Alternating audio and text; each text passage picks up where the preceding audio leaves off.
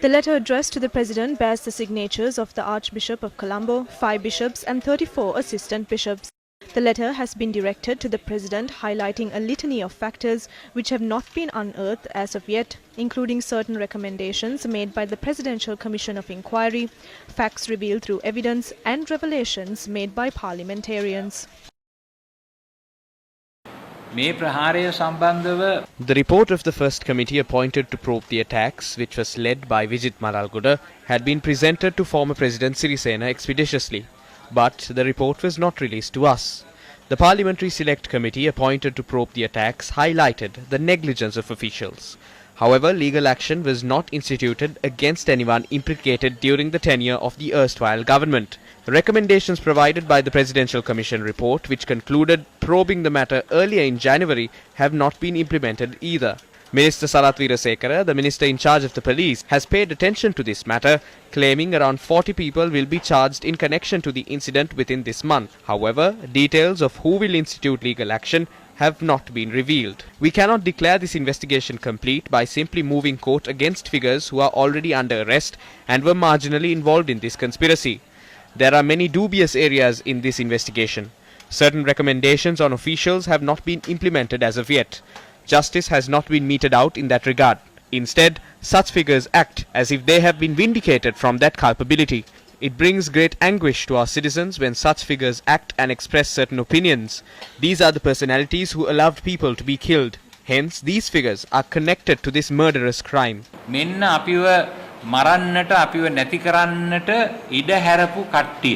ඒ නිසා මේ කට්ටිය මේ මිනිමැරුමට සම්බන්ධයි. මේ Taman හොඳටම දැන An individual who neglected his duties and failed to take suitable action over the matter had made an insulting remark. He is an influential figure in society. He expressed these remarks to the police when it was proposed they be arrested. But today, that individual bears an influential position. Do they not bear a conscience? Are they not responsible for failing to take action knowing of such an attack? We have all these questions. The Indian intelligence had notified and warned our security personnel on the matter. No action was taken. They acted to conceal information. Through that, they implicated themselves to this murder and abetted it. In our eyes, they are all murderers. How are these murderers holding prominent positions in society? Is that justice? Why are attempts being made to cover up evidence without being probed further? The government conceded Sara Jasmine had not died in Sainda Marudu since her DNA was not found from the site where the blast in Sainda Marudu occurred. Sara is the wife of Hastoon, who carried out the suicide attack at the Katuapitiya shrine. Later, they exhumed the bodies and set out to determine if Sara's DNA can be found. This is farcical. Evidence has emerged at the Presidential Commission that it was a police officer who accompanied Sara Jasmine from Mannar to Batticaloa. If so, are police officers connected? What is the link between the attacks and the police? What did officers of the Army Intelligence discuss with Jamil? How was he known? එතකොට අර හමුදාවේ බුද්ධි අංශේ අය ජමීල් කියන තැනත්තා සමග කරපු ගනුදෙනු මොනවද? එයාව දැනගෙන හිටියේ කොහොමද? ඒ නිසා අපිට මේ මතු පිටින් පේන සාක්ෂි වලට අමතරව Apart from the information on the surface, several ideas which have emerged raise questions as to whether this attack was masterminded by a broader group than those currently implicated in the attacks. Unless an extensive investigation is conducted on that particular fact, one cannot conclusively end this investigation. One fact remains constant.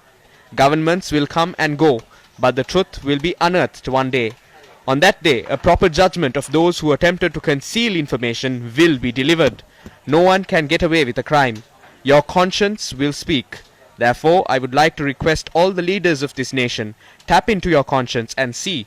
These were lives of 269 people. Limbs had been dismembered. A group of conspirators robbed those people of the opportunity to live happily.